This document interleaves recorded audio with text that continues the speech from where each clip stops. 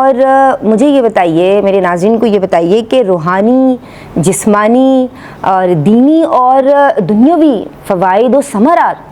جب آپ سمجھ گئے اور اب آپ نے پاکیزگی اور طہارت کی فکر شروع کر دی، معاملات میں آپ نے پاکیزگی کو اختیار کرنا شروع کر دی، کیا ثمرات دیکھے گا پھر وہ شخص؟ بسم اللہ الرحمن الرحیم۔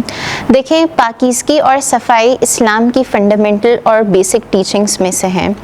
اگر صفائی کی روحانی اور دینی فوائد کی بات کی جائے تو اس کا ایک فائدہ یہ ہے کہ ہم اپنے جسم کو پاک رکھ رہے ہوتے ہیں، اپنی رہائش گاہ کو صاف رکھ رہے ہوتے ہیں، لیکن پختہ ہمارا ایمان ہوتا ہے کہ حضور علیہ الصلوۃ والسلام کا فرمان ہے الطہور شطر الایمانی، صفائی نصف ایمان ہے۔ گویا جس نے صفائی کا خیال رکھا اس نے آدھا ایمان پا لیا۔ ایک اور فائدہ صفائی اور پاکیزگی کا یہ ہے کہ ہم اپنے جسم کے اعضاء کو دھو رہے ہوتے ہیں لیکن گناہ ہمارے ساتھ ساتھ دھل رہے ہوتے ہیں، کہ نبی اکرم صلی اللہ علیہ وآلہ وسلم کا فرمان ہے جس نے وضو کیا اور اچھے طریقے سے وضو کیا تو اس کے جسم کی خطائیں اس کے جسم سے نکل جاتی ہیں، حتیٰ کہ اس کے ناخن کے نیچے سے بھی نکل جاتی ہیں۔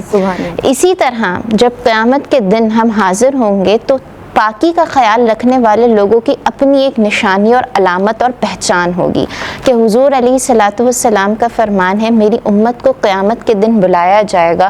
اور وضو کے نشانات کی وجہ سے ان کے ہاتھ، پاؤں اور پیشانیاں چمکتی ہوں گی، بس تم میں سے جو چاہے اس چمک کو زیادہ کرے، یعنی زیادہ سے زیادہ باوضو رہنے کی کوشش کرنی چاہیے کہ چہرے پر نور پیدا ہوتا ہے، اس کی چمک کے آثار نمایاں نظر آتے ہیں۔ اور اسی طریقے سے جو ابھی بھی بیان ہوا کہ صفائی اور پاکیزگی سے عبادتوں کی لذت پیدا ہوتی ہے۔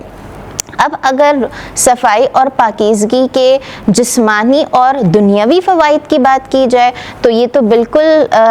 مشاہدہ ہے کہ بیماریوں سے انسان محفوظ رہتا ہے۔ اسی کے ساتھ آج کل لوگوں کو گھبراہٹ کی بہت زیادہ شکایت ہے، ڈپریشن کی شکایت ہے، اس کی ایک وجہ ناپاکی اور گندگی بھی ہے۔ تو خاص طور پر اس کا اہتمام کرنا چاہیے، سیکھنا چاہیے کہ اگر ناپاکی جسم پر لگ گئی ہے یا کپڑوں پر لگ گئی ہے تو اس کو کس طریقے سے پاک کیا جائے گا، اس کی پاکیزگی کا اہتمام کرنا چاہیے، کیونکہ گندگی کی وجہ سے بھی ایک گھبراہٹ اور ٹینشن پیدا ہوتی ہے انسان کے جسم میں بھی اور ارد گرد کے ماحول میں بھی۔